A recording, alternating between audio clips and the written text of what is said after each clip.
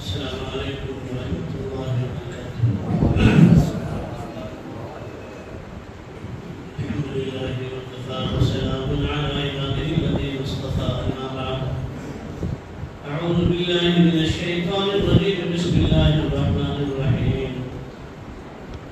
لقد كان لكم في رسول الله أسوة حسنة، وقال الله تبارك وتعالى: وما أرسلناك إلا رحمة للعالمين، سبحان ربك رب العزة عما يصفون، وسلام على المرسلين والحمد لله رب العالمين۔ اللهم صل على سيدنا محمد وعلى آل سيدنا محمد وبارك وسلم۔ اللهم صل على سيدنا محمد وعلى آل سيدنا محمد وبارك وسلم۔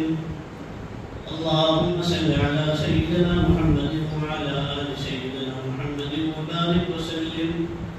آپ حضرات بھی زندوں میں شامل ہیں، اس وقت کے اردو میں شامل ہیں، زندوں میں شامل ہیں نا، پھر آپ کا درود نہیں ہے، آپ نے بھی درود پڑھنا چاہیے نا۔ آئے ہیں مجلس سیرت النبی کو عنوان پر، تو صرف بولنے والے کے ذمہ ہیں، آپ پر نہیں ہے۔ جب نبی کے عشق میں، نبی کی محبت میں آئے تو آپ کو بھی جب بھی کبھی ہو درود پاک پڑھا جائے تو آپ بھی ساتھ میں مل کر درود پاک پڑھنا چاہیے۔ ہم مسلمانوں کی عجیب عادت ہے، سنت صرف امام صاحب کے لیے خطبے میں درود پڑھنا ضروری ہے۔ ہماری اس وقت میں ہے جب امام ان اللہ و ملائکتہ یصلون علی النبی یا ایھا الذین آمنوا صلوا علیہ وسلموا تسلیما کہیں گے تو ہم درود پاک پڑھیں گے خطبے کے درمیان۔ حالانکہ کچھ مفتی صاحب کہتے ہیں کیا خطبے کے درمیان میں اس آیت کے آنے کے بعد میں درود پاک کا پڑھنا واجب ہے، ضروری ہے، گناہ ہے یا سنت ہے، یا ہم گناہ کا ارتکاب کر رہے ہیں کہ سنت کا ہم سنت کے فضائل کے مستحق ہو رہے ہیں۔ اس وقت میں تو خاموش ہونے کا حکم ہے کہ جب خطیب خطبہ پڑھے تو بالکل خاموش ہے، اور یہاں تک کہ اشارہ کنارے مت کرو، اشارہ کنارے میں کرنا ممنوع ہے، ممانعت ہے خطبہ کے درمیان میں۔ لیکن نہ جانے ہمارے ایمان والے بھائی کہاں سے کس چیز کو تلاش کیے کر لے آتے ہیں۔ جب فاتحہ پڑھنے کا ٹائم ہوتا ہے تو فاتحہ پڑھتے نہیں، جہاں نہیں پڑھنی ہوگی فاتحہ وہاں پر فاتحہ پڑھتے ہیں، جہاں درود پڑھنے کا وقت ہوتا ہے وہاں پڑھتے نہیں ہیں، اور جہاں نہیں پڑھنے کا وقت ہوتا ہے وہاں پر زور سے پڑھتے ہیں کہ مسجد بھی گونج جائے۔ خیر اللہ ہم سب کو دین کی صحیح سمجھ کی توفیق عطا فرمائے۔ درود پاک پڑھنے کی مرتبہ بلند آواز اللهم صل على محمد وعلى آل سيدنا محمد وبارك وسلم۔ اللهم صل على محمد وعلى آل محمد كما صليت على إبراهيم وعلى آل إبراهيم إنك حميد مجيد۔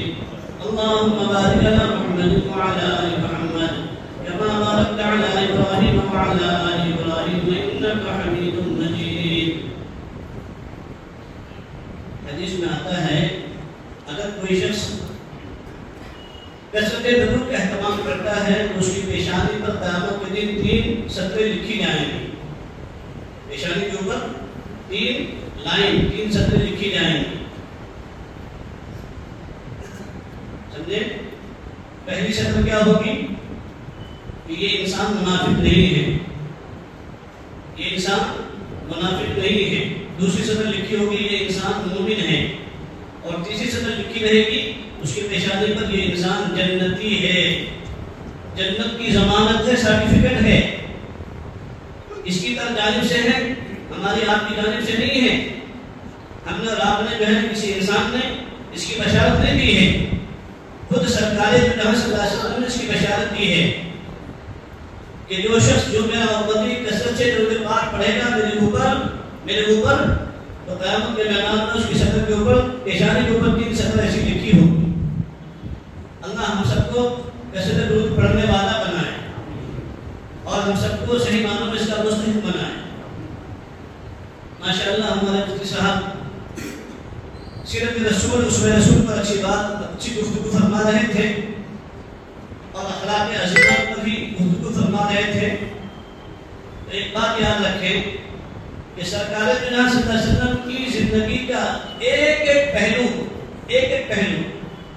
یہ سب نہیں کہنا سب تو ہے ہی، لیکن ایک ایک پہلو ہمارے لیے نمونہ ہے، آئیڈیل ہے، سمپل ہے۔ زندگی کا چاہے کون سا بھی پہلو اٹھا کر دیکھ لو، حضور صلی اللہ علیہ وسلم کا وہ پہلو ہمارے لیے کیا ہے؟ سیرت ہے، وہ سنت ہے، وہ شریعت ہے۔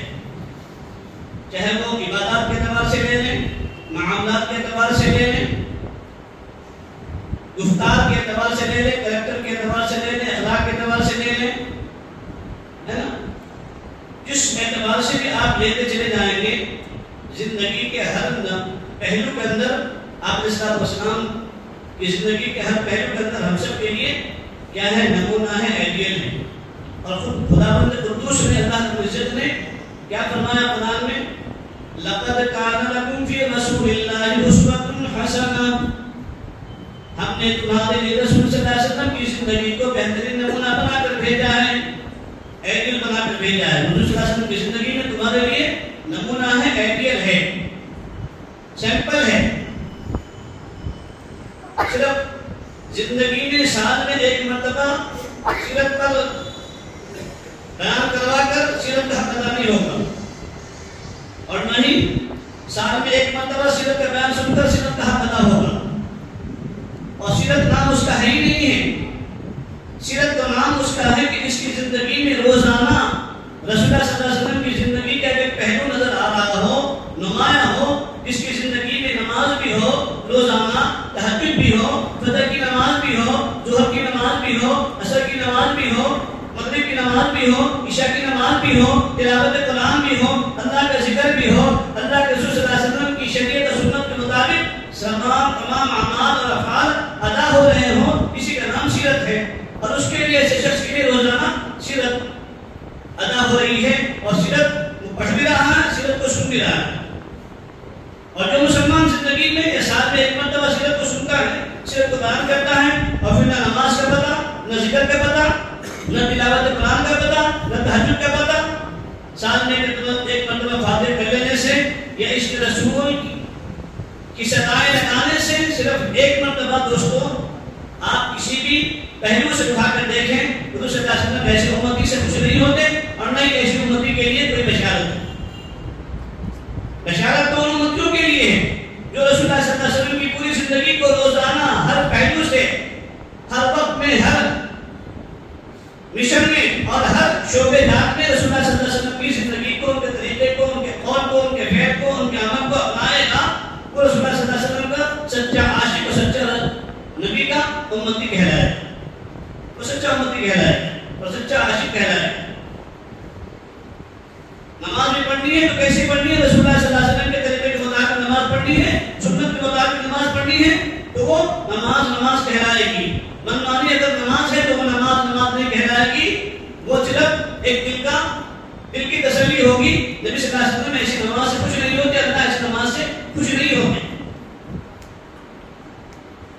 ایک بہت بڑے محدث علامہ خطیب رحمۃ اللہ علیہ گزرے ہیں، ان کی کتاب ہے فوائد الجلیلہ۔ انہوں نے اپنی کتاب میں واقعہ لکھا ہے کہ ایک بہت بڑے بزرگ تھے، ہر نماز کے بعد روزانہ ہر نماز کے بعد 100 مرتبہ سبحان اللہ، 100 مرتبہ الحمدللہ، 100 مرتبہ اللہ اکبر پڑھتے تھے۔ اس کتاب میں انہوں نے واقعہ لکھا ہے علامہ ابن حاتم نے کہ انہوں نے ایک مرتبہ خواب میں دیکھا کہ رسول اللہ صلی اللہ علیہ وسلم بھی موجود ہیں اور فرشتے نیکیاں تقسیم کر رہے ہیں، نیکیاں تقسیم کر رہے ہیں، سب کو نیکیاں دی جا رہی، نیکیاں بڑھ رہی۔ میں بھی چلا گیا اس نائب میں، اور میں نے بھی جا کر کہا کہ میں بھی تو ہر نماز کے بعد میں ان تسبیحات کا اہتمام کرتا ہوں، جن تسبیحات کی برکت سے اور جن تسبیحات کے صدقہ و طفیل میں آپ ان تمام کو انعامات دے رہے ہیں، خوشخبری دے رہے ہیں، میں بھی اس کا مستحق ہوں۔ تو فرشتوں نے بلا سابقہ یہ جواب دیا، یہ نیکیاں ان لوگوں کے لیے ہیں جو آپ سے اچھا عمل کرتے ہیں۔ کیا کہا فرشتوں نے؟ یہ نیکیاں ان کے لیے ہیں سے اچھا عمل کرتے ہیں. وضو پریشان ہو گئے، میں 100 مرتبہ پڑھتا ہوں اور روزانہ پڑھتا ہوں، بلا ناغہ پڑھتا ہوں. معلوم ہے دوستوں فرشتے نے کیا جواب دیا؟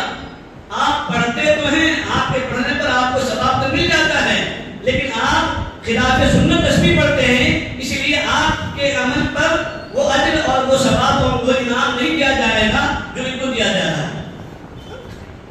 کیا مطلب؟ فرشتوں نے کہا اللہ کے رسول صلی اللہ علیہ وسلم سے جو تسبیحات منقول ہیں، سنت طریقہ اس کا یہ ہے کہ روزانہ ہر نماز کے بعد میں تسبیحات فاطمی کا اہتمام کریں. اس کا اہتمام کریں تسبیحات فاطمی کا. تسبیحات فاطمی کیا ہے؟ بہت آسان ہے. ہم پڑھتے ہیں نا فجر میں، عصر میں، 5 وقتہ نمازوں میں، یہ نبی صلی اللہ علیہ وسلم کی سنت ہے. ہم پڑھیں گے تسبیحات فاطمی کو سنت سمجھ کر دوستوں، تو اس پر وہ انعام ملے گا جو فرشتوں نے ان دیگر بندوں کو دیا. اور یہ محبوب بندے تھے، اللہ کے ولی تھے، لیکن اس کے باوجود بھی پیچھے رہ گئے. اس کی وجہ سے کہ خلاف سنت آپ عمل کر رہے تھے، آپ عمل تو کر رہے تھے لیکن خلاف سنت آپ کا معمول تھا، آپ کا یہ عمل تھا. اسی لیے وہ انعام جو آج ان کو دیا جا رہا ہے، آپ اس انعام سے محروم رہیں گے. وہ انعام آپ کو نہیں ملے گا. تو ہماری ہر عبادت، ہمارا ہر عمل، چاہے وہ ہماری زکات ہو، چاہے وہ ہماری نماز ہو، چاہے وہ ہماری فرض نماز ہو، نوافل ہو، واجبات ہو، سنت ہو، صدقہ ہو، خیرات ہو، زکات ہو، تلاوت قرآن ہو، اللہ کا ذکر ہو، یا آپ علیہ السلام کی زندگی کا کوئی بھی ایک پہلو ہو، اگر اس پہلو کے اندر، اس عمل کے اندر، اس قول کے اندر، اس فعل کے اندر اگر رسول اللہ صلی اللہ علیہ وسلم کی زندگی ہے، رسول اللہ صلی اللہ علیہ وسلم کا اسوہ اس عمل کے اندر مل رہا ہے، اور ہماری زندگی اور ہمارا عمل اس اسوے سے، اس طریقے سے میل کھا رہی ہے دوستوں، تو پھر وہ عمل سنت کہلائے گا، وہ عمل شریعت کہلائے گا، اور وہ عمل جو ہے نا سیرت کہلائے گا. اگر اس سے برخلاف ہے تو پھر وہ عمل سنت نہیں ہوگا، نہ ہی سیرت کے ہم مصداق بن سکیں گے، اور نہ ہی ہم سنت کے اور شریعت کے مصداق بن سکیں گے. اس لیے ہمارے ہر عمل کے اندر اس چیز کو دیکھنا پڑے گا جو رسول اللہ صلی اللہ علیہ وسلم سے ثابت ہے. ایک بہت بڑے اللہ ہمارے گزرے توکل شاہ. کون؟ توکل شاہ. ایک بہت بڑے یہ مجزوم آنا، تلنگانہ صفت کے یہ انسان تھے، اللہ والے تھے.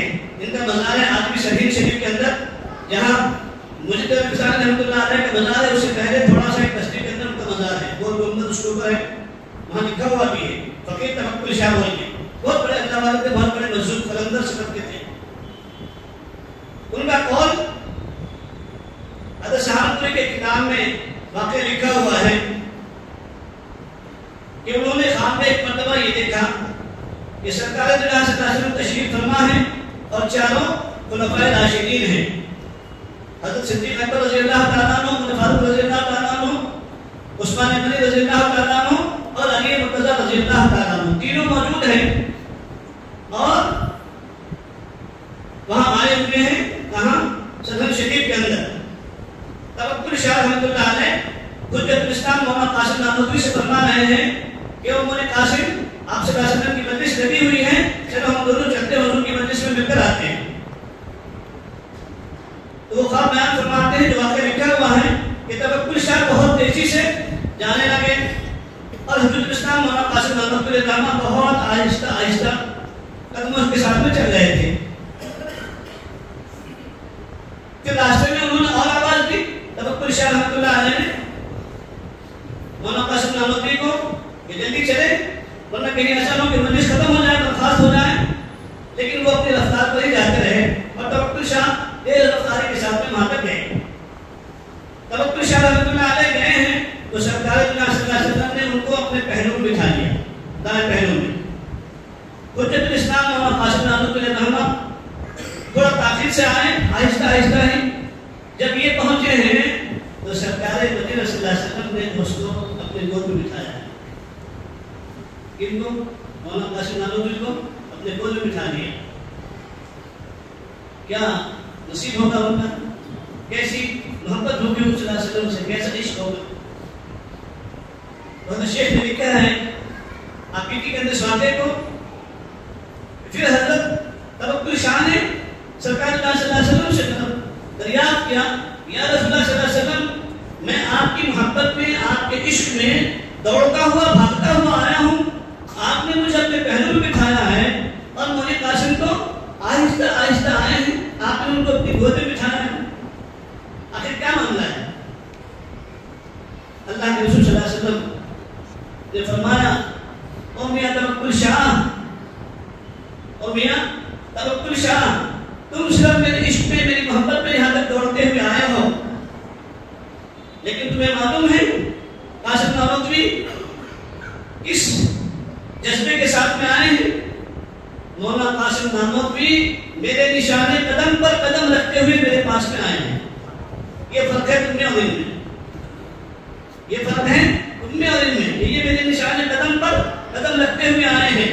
مولانا عبد الماجد دریا بادی علیہ الرحمہ نے لکھا ہے اسی واقعے کے تحت کہ جب ایک عاشق رسول ایک انسان اللہ کے رسول صلی اللہ علیہ وسلم کے قدموں کے نشانے پر قدم رکھتے ہوئے آئے تو اللہ کے رسول صلی اللہ علیہ وسلم کے عاشق بن سکتے ہیں، نبی کے طور پہ بیٹھ سکتے ہیں.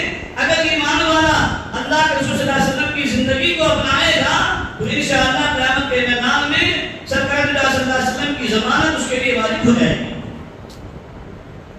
اس کے اوپر واجب ہو جائے گی. اس کے لیے اللہ کے رسول صلی اللہ علیہ وسلم ضرور ضمانت کریں گے، واجب ہو جائے گی رسول صلی اللہ علیہ وسلم پر ضمانت کرنا. کیا ہم مسلمان ہمارے اندر یہ کریکٹر یہ اخلاق یہ نبی صلی اللہ علیہ وسلم کی محبت ہمارے دلوں میں موجود ہے؟ نہیں ہے. نماز پڑھ رہے ہیں تو ہم جیسی چاہ رہے ہیں ویسی نماز پڑھ رہے ہیں، شادی کر رہے ہیں تو ہم جیسی چاہ رہے ہیں ویسی کر رہے ہیں، منگنی کر رہے ہیں تو جیسی چاہ رہے ہیں ویسی کر رہے ہیں. اور منگنی کا تو کوئی الفاظ مفتی صاحب سے پوچھیں، آپ حضرات پوچھے گا کون؟ کس سے؟ جس کو اہل اللہ سے علماء کے نام سے ربط ہو محبت ہو اور جس کو اپنی آخرت کی فکر ہو. وہی تو کسی عالم کو اپنا فیملی عالم بنائے گا. میں پچھلے سال بھی یہاں پر کہہ چکا تھا کہ جس طریقے سے آپ اپنی جسمانی بیماری کے لیے یا جسمانی بیماری کے اعتبار سے آپ اپنا فیملی ڈاکٹر بنائے ہوئے ہیں، ایسی آپ اپنا روحانیت کے اعتبار سے اپنا ایک فیملی عالم بنائیں. جب آپ اپنا ایک فیملی عالم بنائیں گے تو آپ کی جو روحانیت والی بیماری ہے، روح کی بیماریاں ہیں، جو معاشرے میں سماج میں سوسائٹی میں جو بیماریاں ہیں، یہ ساری بیماریاں آہستہ آہستہ دور ہوتی چلی جائیں گی اور آپ کا دل جو ہے نا صحت یاب ہو جائے گا، شفا یاب ہو جائے گا. اور اگر آپ نے جسمانی بیماری کا علاج تو کیا لیکن کسی کو فیملی عالم نہیں بنایا اور اہل دل کے پاس میں نہیں گئے تو پھر آپ کے دل کی بیماری دوستوں جو باقی رہے گی. اور ایک وقت وہ آئے گا کہ اس دل کی بیماری کی وجہ سے آپ کا ایمان سخت ہونے کا خطرہ ہے. جسمانی بیماری بڑھے گی تو اسے تو جسمانی ہی موت واقع ہوگی، لیکن اگر روحانی بیماری بڑھتی چلی گئی اور ہم نے اپنی روحانی بیماری کا علاج نہیں کیا تو ایک وقت وہ آئے گا کہ ہماری روح کی موت ہو جائے گی اور وہ بھی بے ایمان والی موت ہوگی. ہم سب کے لیے خطرہ ہے کہ کہیں ہمارا ایمان مرنے سے پہلے سر پر کر لیا جائے. کیوں؟ اس لیے کہ اصل میں جنت میں کی ضمانت اس دل کے اوپر ہے. تو سرکار صلی اللہ علیہ وسلم کی زندگی کا ایک پہلو ہے نا، ان کی زندگی ہم سب کے لیے نمونہ ہے، آئیڈیل ہے، سمپل ہے. دوستو آج ہماری شادی بیاہ میں کیا ہو رہا ہے؟ سیرت صرف اس کا نام نہیں ہے کہ آپ بڑے بڑے اچھے دار بیانات سن لیں اور کام کی عیاشی کر لیں، واقعہ کر لیں اور چلے جائیں. جو اصل میں ہمارے اندر خرابیاں ہیں سوسائٹیوں میں، معاشرے میں، ہمارے گھروں میں، ہمارے سماج میں، یہ شادی ہماری کیسی ہو رہی ہے؟ کیا رسول اللہ صلی اللہ علیہ وسلم کی اسوے پر شادی ہو رہی ہے؟ پوچھے مفتی صاحب سے کہ منگنی کا کوئی لفظ ہے؟ حدیث کے اندر نہیں ہے، صرف دیکھنے کا حکم ہے کہ جس کے ساتھ میں آپ کی نسبت ہونے جا رہی ہے یا آپ پیغام لے کر جا رہے ہیں تو بس ایک نگاہ لڑکا اس خاتون اس بچی کو دیکھ لے اور ایک نگاہ وہ بچی اپنے ہونے والے اس ہسبینڈ کو دیکھ لے، بس اتنے ہی ہے. صرف پسند کر لیں، ایک نگاہ وہ دیکھ لیں، ایک نگاہ وہ دیکھ لیں تاکہ بعد میں شکایت نہ ہو. آج ہمارے معاشرے میں کیا ہو گیا؟ ہماری اب جو ہے نا منگنیاں کیسی ہوتی ہے؟ شادی سے بڑھ کر منگنیوں میں رواج آ گیا. بچہ پیدا ہوا تو چلے کا کھانا، پھر تھوڑے دن رہیں گے عقیقے کا کھانا، اس کے بعد میں نہیں ہوا تو پھر کیا عقیقے کا کھانا، پھر اس کے بعد میں ولیمے کا کھانا، اور پھر اس کے بعد میں انتقال ہو گیا تو تیجے کا کھانا، 9 دن کا کھانا، پرسی کا کھانا، یہ امت کھانے کے لیے پیدا ہوئی ہے، کھانے کے لیے پیدا ہوئی ہے، اس کا مطلب پیدائش ہوئی تب نہیں چھوڑے اس بچے کو، بڑا ذرا ہوا تب نہیں چھوڑے، عقیقہ سنت ہے بس، نبی صلی اللہ علیہ وسلم سے عقیقہ ہی سنت ہے بس، اس کے علاوہ کوئی کھانا نہیں ہے، اور ولیمہ شادی کے بعد میں بس یہ تو کھانے تو سنت ہے، تیسرا کوئی کھانا نہیں ہے دوستوں، کچھ مختصر سے یا روایتوں میں حدیث میں آپ صلی اللہ علیہ وسلم کی زندگی میں کوئی ایسا واقعہ ملتا ہے، کوئی ثبوت ہے حدیث کے اندر سے کچھ بھی نہیں، ہاں ولیمہ آپ صلی اللہ علیہ وسلم سے ثابت ہے، عقیقہ ثابت ہے، جس سے آپ عقیقہ کیجیے، خوشی سے کیجیے، وہ بھی اتنا ہی جتنا کہ آپ کی حیثیت ہے، ایسا نہیں کہ آپ قرض لے کر رشوت لے کر بیاج لے کر آپ بچوں کا عقیقہ کریں، اتنی 2 جانور کاٹیں گے اور پورے گاؤں والوں کو کھلائیں گے، کیوں؟ اس لیے کہ کہیں ایسا نہ ہو کہ ہماری ناک کٹ جائے، ناک کا ہی مسئلہ ہے، ناک کی وجہ سے آج مسلمان کہاں جا رہا ہے؟ زیر ہو رہا ہے، قرض بازاری ہو رہا ہے، گھر لیلا ہو رہے ہیں، دکان لیلا ہو رہی ہے، یہاں تک کہ آپ ہماری امت کی جو ہے بیٹیاں صرف اپنے عیاشی کے لیے، اپنے عیش و عشرت کے لیے، اپنے عیاشی کے لیے شوہر کو بھی اس کی اطلاع نہیں ہونے دیتی اور جا کر سنکھوں میں جا کر قرض لے رہی ہے، رشوت دے رہی ہے، بیاج دے رہی ہے اور اپنی عیاشی کر رہی ہے، اپنے دل کی جو ہے نا پیاس کو بجھا رہی ہے۔ حالانکہ یہ سنکھ اتنی بڑی بیماری ہے، یہ بچت گھر کا جو مسئلہ ہے، یہ ہمارے بزرگ کہنے لگے کہ بچت گھر نہیں جنت کا گڑھ ہے، یہ جہنم کا گڑھ ہے، یہ جنت کا گڑھ نہیں اور بچت گھر نہیں بلکہ جہنم کا یہ گڑھ ہے، گڑھ۔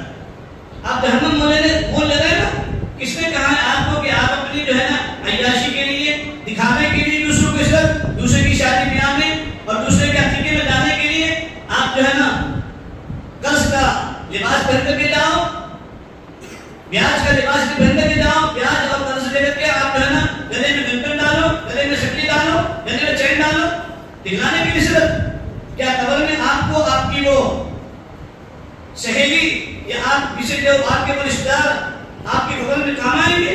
کوئی نہیں آئے گا دوستو۔ پھر کس کے لیے؟ کس کو خوش کرنا ہے؟ خوش کرنا ہے تو اللہ کو خوش کریں، اللہ کے رسول صلی اللہ علیہ وسلم کو خوش کریں۔ کس کو آپ خوش کرنے جا رہے ہیں؟ صرف ایک رشتہ دار کو؟ یہ رشتہ دار کیا کہہ رہے ہیں؟ اس کے پاس میں سونا نہیں، چاندی نہیں، کان کے پاس میں بالی نہیں ہے، ناکوں میں ٹوک نہیں ہے، گلے میں شکلی نہیں سونے کی، گلے میں کنکر سونے کی ہار نہیں ہے، یہ تانا سننے کے لیے آپ جو ہے نا لوگوں کو خوش کرنے کے لیے اللہ اور اللہ کے رسول صلی اللہ علیہ وسلم کو ناراض کر رہے ہیں۔ کون سا یہ اسلام ہے؟ کون سی یہ شریعت ہے؟ نہیں، بالکل نہیں۔ اگر آپ مسلمان ہیں، نبی صلی اللہ علیہ وسلم سے آپ کو محبت ہے، آپ سچے نبی صلی اللہ علیہ وسلم کے امتی ہیں اور سچے جو نصیحت کے عاشق ہیں، نبی کے عاشق ہیں، تو بالکل مت کیجیے آپ ایسا کام کہ جس سے اللہ اور اللہ کے رسول صلی اللہ علیہ وسلم ناراض ہو اور مخلوق کیا ہو؟ خوش ہو، مخلوق راضی ہو۔ ہم کو مخلوق کو راضی کرنا مقصود نہیں ہے، ہمیں تو اللہ کو خوش کرنا مقصود ہے۔ کیوں؟ اس لیے کہ ہمیں قبر میں ہم کو ہمارے نبی کام آنے والے ہیں، ہم کو ہمارا اللہ کام آنے والا ہے، ہم کو نبی صلی اللہ علیہ وسلم کی شریعت و سنت کام آنے والی ہے۔ اور یہ جو فضیلت ہے نا آج بھی دوستو، مسلمان آج ایمان والا اس دنیا میں خوشی سے جی رہا ہے، عزت سے جی رہا ہے، یہ سب کا سب صدقہ ہے سرکار جہاں صلی اللہ علیہ وسلم کا۔ اگر اللہ کے نبی صلی اللہ علیہ وسلم کی شفقت اور ہدایت اور ان کی توجہات نہ ہوتی تو پھر کیا مجال تھی کہ ہم جب دنیا میں عزت سے جی لیتے؟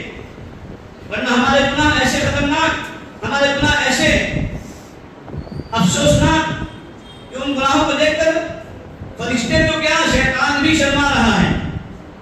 ہمارے خلوت کے گناہ ایسے ہیں، تنہائیوں کے گناہ اتنے خطرناک ہیں، ہمارا منہ ثابت تو ہے، ہم دن میں شراب بھی پی رہے ہیں، جھوٹ بھی بول رہے ہیں، دغا بازی بھی کر رہے ہیں، غلط کاری بھی کر رہے ہیں، اور پھر کہتے ہیں کہ ہم نبی صلی اللہ علیہ وسلم کے سچے پیروکار ہیں، متبع سنت ہیں۔ نہیں دوستو، آج تو مسلمان دیکھو نبی صلی اللہ علیہ وسلم کے نام پر جشن عید میلاد النبی منا رہا ہے، عید میلاد النبی کے جو ہے جلوس نکل رہے ہیں، صبح کو کچھ ان کی طرح کی نماز نہیں ہوتی اور رات بھر جو ہے نا صرف کیا ان کے ترانہ اور کیا ان کے اشعار کیا معنی رکھتے ہیں دوستو؟ نبی صلی اللہ علیہ وسلم نے ہمیں یہی دین دیا ہے، یہی شریعت دی ہے، یہی نبی صلی اللہ علیہ وسلم کہ ہم جو ہے کردار کو ادا کر رہے ہیں، حق ادا کر رہے ہیں۔ ہمارے پڑوس کا پڑوسی بیچارہ بھوکا ہے اور آپ جو جلوس کے نام پر پیسے لٹا رہے ہیں، یہ کوئی شریعت نہیں ہے، کوئی دین نہیں ہے۔ علیہ السلام کا دین تو یہ ہے کہ نہیں اگر بھوکا آپ کے پڑوسی میں تو آپ اس بھوکے کو کھانا کھلاؤ. یہ میری سیرت ہے, یہ میری سنت ہے اور یہ میرا اسوہ ہے. اگر کوئی یتیم بچی آپ کے محلے میں آپ کے پڑوس میں ہے تو آپ کی ذمہ داری کہ آپ اس پڑوسی یا اس محلے کی بچی یتیمہ کا آپ خیال کریں, اس کے نکاح کے لیے کوئی انتظام کریں. یہ سنت ہوگا, اس نبی صلی اللہ علیہ وسلم خوش ہوں گے. نبی صلی اللہ علیہ وسلم نے یہ بھی تو اپنایا ہے. نبی نے بھوکوں کو کھانا کھلایا ہے, ننگوں کو کپڑا پہنایا ہے, محتاجوں کی اور بیواؤں کی خبر گیری کی ہے. کیا کام نبی صلی اللہ علیہ وسلم نے نہیں کیا دوستوں؟ جب بھی جیسے بھی مواقع آئے ہیں ان تمام مواقع پر آپ علیہ السلام نے ان اعمال کو زندہ کیا ہے اور اللہ کے بندوں کے حقوق کو ادا کیے ہیں. جب بھی جیسے حقائق ان کے سامنے آئے, حقوق ان کے سامنے آئے ہیں اللہ کے رسول صلی اللہ علیہ وسلم کے, جیسے جو ہے نا اللہ کے بندوں کی زندگی ان کے سامنے آئی ہے, اللہ کے نبی صلی اللہ علیہ وسلم نے ان تمام کی خبر گیری کی ہے. یہ ہے اصل میں اسوہ رسول اکرم صلی اللہ علیہ وسلم. ہم تو ایسے بے غیرت ہیں کہ ہم کسی کا قرض لے لیتے ہیں تو دینے کو تیار نہیں ہوتے. ہم کسی کا کھا لیتے ہیں لیکن ہم کسی کو کھلانے کو تیار نہیں ہوتے. اللہ کے رسول صلی اللہ علیہ وسلم کی زندگی کا ایک واقعہ لکھا ہے. ایک یہودی, ان سے آپ علیہ السلام نے کچھ قرضہ لیا اور وہ بھی مدت متعین کی کہ اتنے مہینے کے اندر آپ کی میں امانت کو واپس کروں گا, آپ کا قرضہ واپس کروں گا. قرض کیا ہے؟ اب دیکھیے وہ یہودی ابھی وقت پورا بھی نہیں ہوا, ایک مہینہ بھی پورا نہیں ہوا تھا, وہ یہودی مجمع عام کے سامنے آ گیا. اللہ کے رسول صلی اللہ علیہ وسلم نماز فرما رہے تھے اور وہ یہودی وہی سے چلانا شروع کیا, اے محمد میرا قرضہ دو. آپ صلی اللہ علیہ وسلم خاموش سنتے رہے. اس نے اور کچھ ادھر ادھر کی باتیں کرنے لگ گیا کہ تم کیسے نبی ہو, کیسے رسول ہو. اپنے آپ کو کہتے ہو کہ میں رسول ہوں, میں نبی ہوں, میں سچا ہوں, میں صادق ہوں, میں فلاں ہوں. لیکن آپ صلی اللہ علیہ وسلم ایک نہیں دو نہیں خاموشی کے ساتھ میں سنتے رہے. اس نے اور بڑا لگا, خاموش سنتے رہے. عمر فاروق رضی اللہ تعالیٰ عنہ بازو میں بیٹھے ہوئے تھے, کھڑے ہو گئے, یا رسول اللہ مجھے اجازت دیجیے میں دیکھ لیتا ہوں اس کو.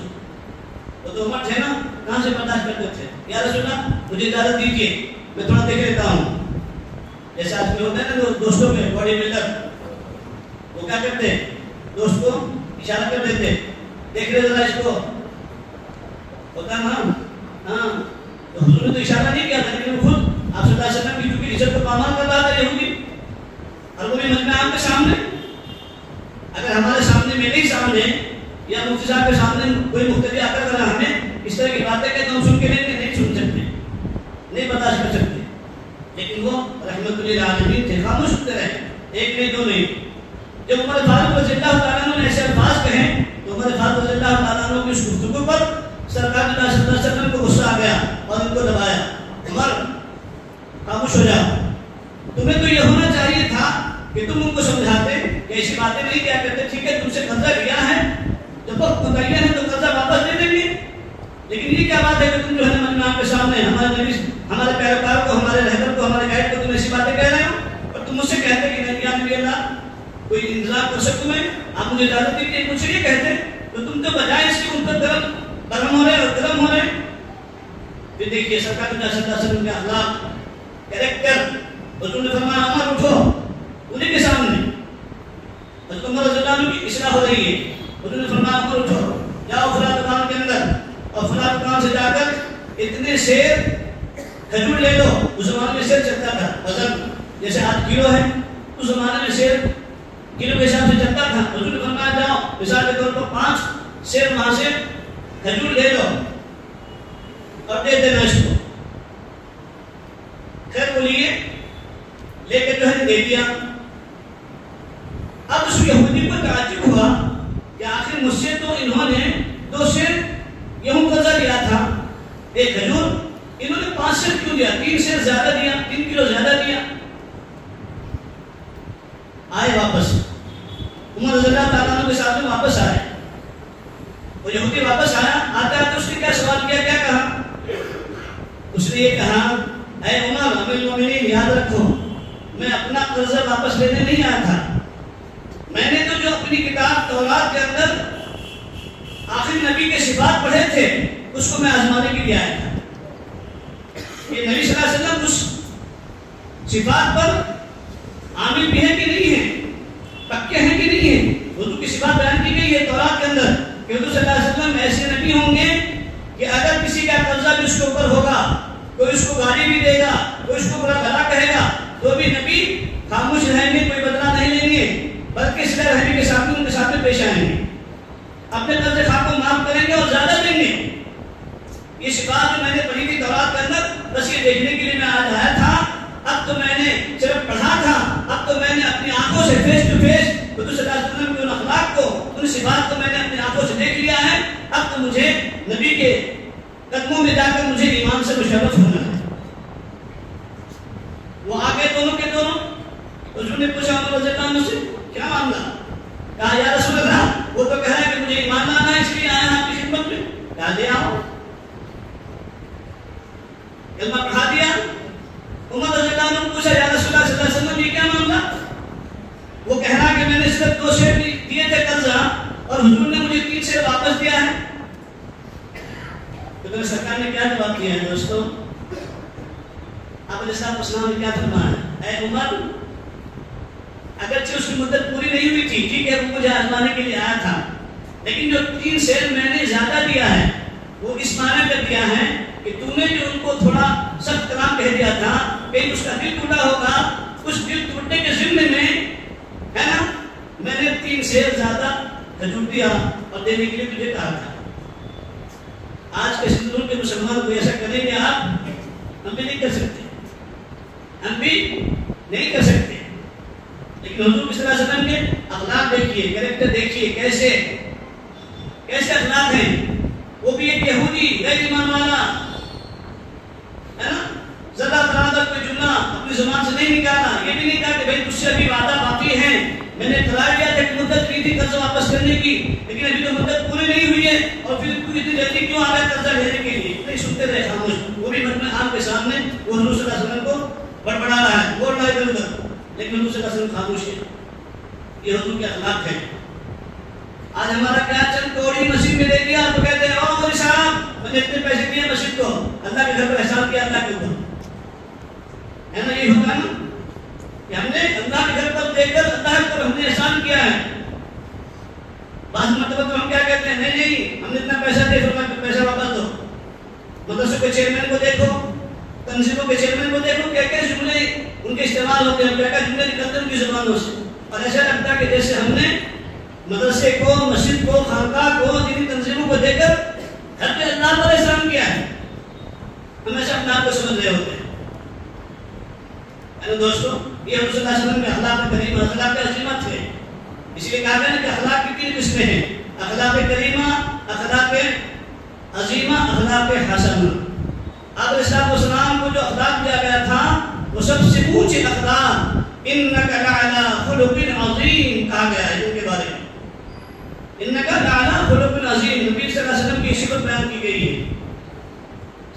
سیدہ عائشہ صدیقہ رضی اللہ تعالیٰ عنہ امہات المؤمنین کے پاس میں صحابہ کی جماعت آئی اور کہا عائشہ صدیقہ رضی اللہ تعالیٰ عنہ آپ علیہ السلام کی زندگی ان کے اخلاق ہمیں بتاؤ. سئلت عائشہ رضی اللہ تعالیٰ عنہ عن خلق رسول اللہ صلی اللہ علیہ وسلم فکانت خلقہ القرآن. عائشہ صدیقہ کیا کہہ رہی ہے؟ فکانت خلقہ القرآن. صحابہ نے حضور سے عائشہ صدیقہ رضی اللہ تعالیٰ عنہ سے آپ صلی اللہ علیہ وسلم کے اخلاق کے بارے میں پوچھا کہ ان کے اخلاق بتلاؤ. تو عائشہ صدیقہ کیا کہہ رہی ہے کہ پورا قرآن آپ صلی اللہ علیہ وسلم کے اخلاق ہیں، پورا قرآن صلی اللہ علیہ وسلم کی سیرت ہے، پورا قرآن آپ صلی اللہ علیہ وسلم کا اسوہ ہے، پورا قرآن آپ صلی اللہ علیہ وسلم کے اخلاق حسنہ ہیں. آج ہم قرآن نہیں پڑھتے تو کیا سمجھیں گے؟ قرآن نہیں پڑھتے تو کیا سمجھیں گے؟ اب تو قرآن پڑھنا تو درکنار، قرآن پڑھنے سے روکا جاتا ہے باضابطہ، قرآن کی تفاسیر سے روکا جاتا ہے باضابطہ. امت کا حال اتنا غیر ہو گیا ہے. پھر بتاؤ ہم نبی کی سیرت کو کیسے اپنائیں گے دوستو؟ جہاں جس مسجدوں میں قرآن کی تفسیر کرنے سے ذمہ داران روکیں گے، مسجد کے ذمہ دار روکے گا، مدرسے کا ذمہ دار روکے گا، اس مسجد میں، اس محلے میں، اس بستی میں خیر کہاں سے وجود میں آئے گی؟ اور نبی صلی اللہ علیہ وسلم کی سیرت کو، نبی صلی اللہ علیہ وسلم کے اخلاق کو، نبی صلی اللہ علیہ وسلم کے کردار کو، گفتار کو، عبادات کو، معاملات کو ہم کہاں سے سمجھیں گے؟ کیسے سمجھیں گے دوستو؟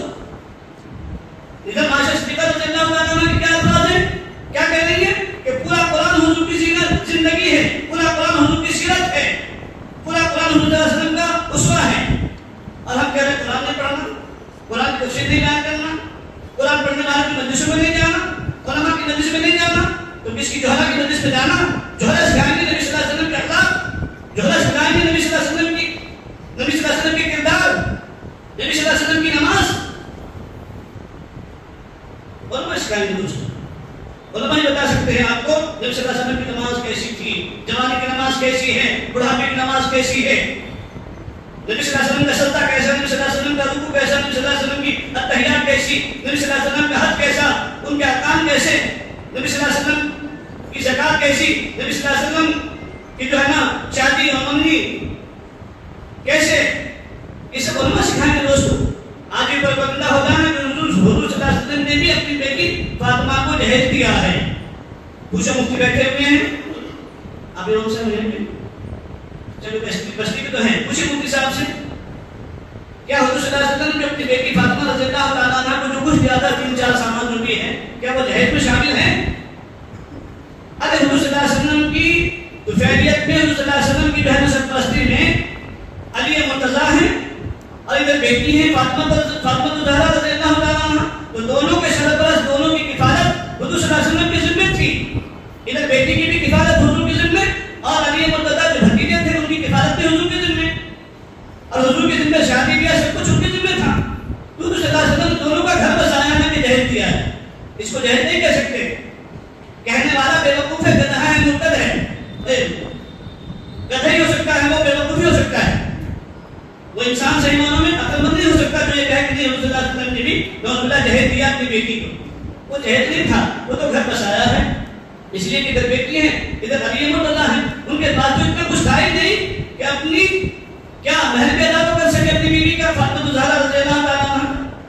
وہ بیوی بھی مہر کی، وہ جو مہر کی زنجیر تھی وہ بھی کہیں سے آئی تھی، ان کے پاس حضور صلی اللہ علیہ وسلم نے فرمایا جاؤ اسی کو بیچو، اسی سے کیا کر لو، اپنی بیوی فاطمہ الزہرا رضی اللہ تعالیٰ عنہ کا مہر ادا کر لو۔ کیا آج کے مسلمان کے پاس میں ایسی حالت ہے کیا؟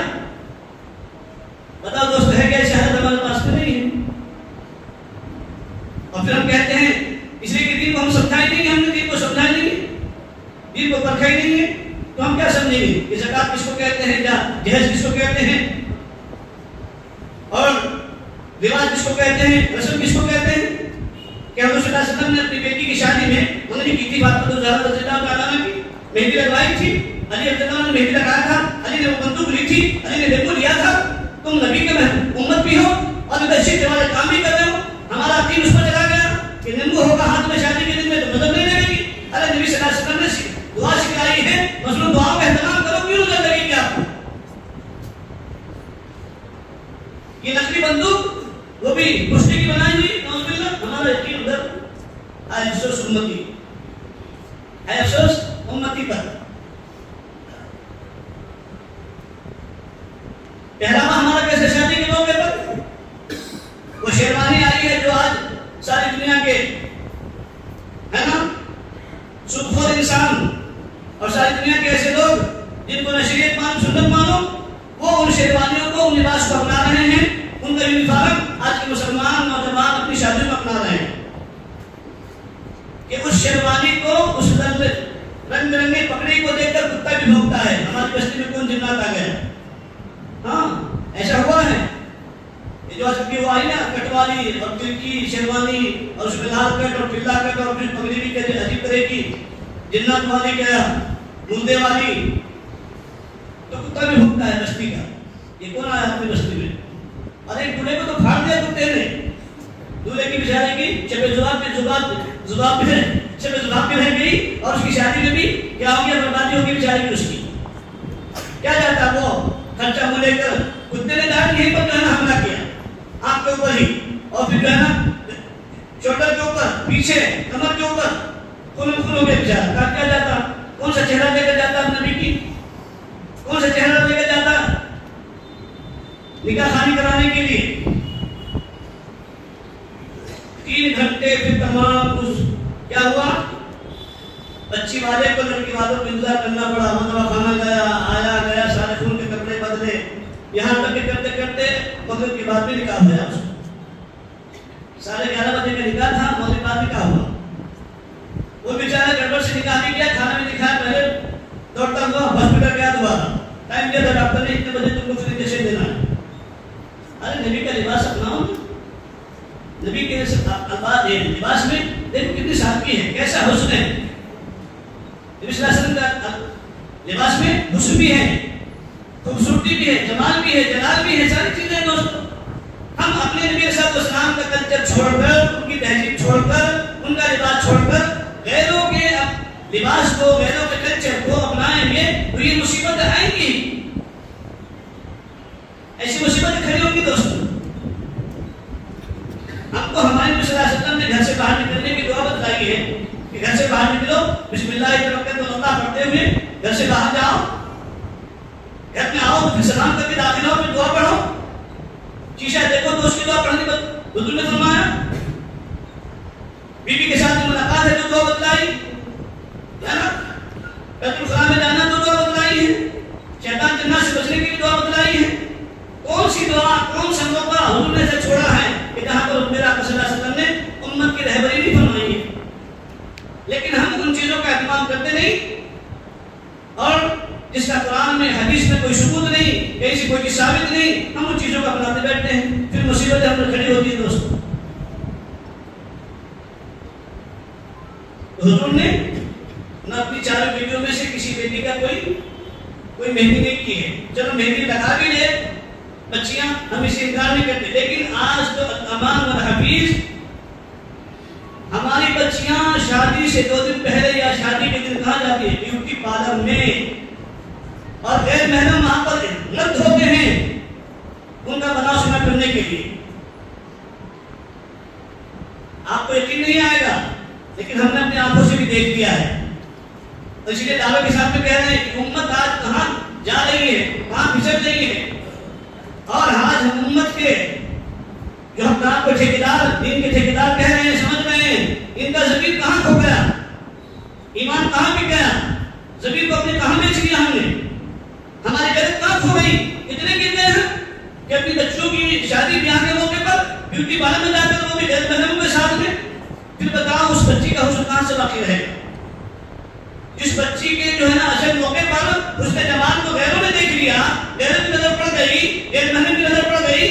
اب آپ بتاؤ وہ شوہر کے لیے کہاں سے محبوب بن سکتی ہے اور کہاں سے کھلا سکتی ہے دوستو؟ پہلے زمانہ تھا، شادی ہوتی تھی نا پہلے زمانے میں بھی، لیکن گھر کی عورتیں بناؤ سنا کر دیا کرتی تھی، بیوٹی پارلر میں جایا کرتی تھی دوستو. اور وہ بھی کتنے پیسے. اب تو امت کا حال یہ ہو گیا کہ شادی بیاہ کے موقع پر لڑکوں کو بھی دولہے کو بھی سجانے کے لیے لاکھ روپے دیے جاتے ہیں وہاں پر، اور قاضی صاحب کو 500 روپے دینے کے لیے آگے پیچھے کرتے ہیں. اور پھر کیا کرتے ہیں؟ نکاح میں اتنا مہنگا ہو گیا. ارے بے وقوف گدھے، جہاں پر کچھ بھی نہیں وہاں پر 2 لاکھ روپے دے کر کے آیا، گناہ میں جذب میں خرچ کر کے آیا، اور یہ تو حرام سے حلال کر رہا ہے تجھے. یہ امام، یہ مفتی، اب تک وہ بچی تیرے لیے حرام تھی، اب یہ خطبہ نکاح پڑھ کر حلال کر رہا ہے، نکاح قبول کر کے تجھے حلال کرا رہا ہے. پھر ان کو 500 روپے دینے کے لیے آگے پیچھے کرتا ہے. پھر کہاں سے رحمت متوجہ ہوگی، کہاں سے برکت آئے گی، کہاں سے اس شادی میں، اس بیاہ میں خیر آئے گی؟ دوستو بتاؤ. میری بات پڑھ بھی رہے تو معاف کرنا، یہ بھی نبی صلی اللہ علیہ وسلم کا اسوہ ہے، حسنہ ہے، سیرت ہے، یہ کوئی میں الگ سے بات نہیں کر رہا ہوں. پوری زندگی حضور صلی اللہ علیہ وسلم کی ہم سب کے لیے کیا ہے؟ سمپل ہے، ایڈیل ہے.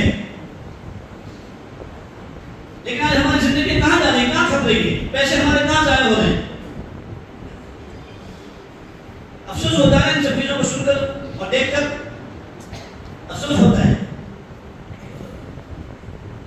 کہ امت کو کس لیے بھیجا گیا تھا، امت کس لیے آئی، اور امت کو کیا کارنامہ انجام دینا چاہیے تھا، امت کے لیے کون سا کام تھا، اور امت اسلام میں ملوث ہو گئی. کس رسم و رواج میں امت جو ہے نا ملوث ہو گئی، کس بگاڑ کے اندر جو امت چلی جا رہی ہے، کس فتنے کے جو ہے نا ارتکاب کر رہی ہے امت. ادھر دیکھو تو اقتدار کا مسئلہ چل رہا ہے، ادھر دیکھیں تو ہماری زندگی کا مسئلہ ہے، اور پھر ہم کہتے ہیں کہ ہم نے صلی اللہ علیہ وسلم کی امت کی ہے. مسجد ہماری ویران، ہم نبی کی امت ادھر جلوس نکال کر یہ نبی کا حق ادا کر دیا ہم نے.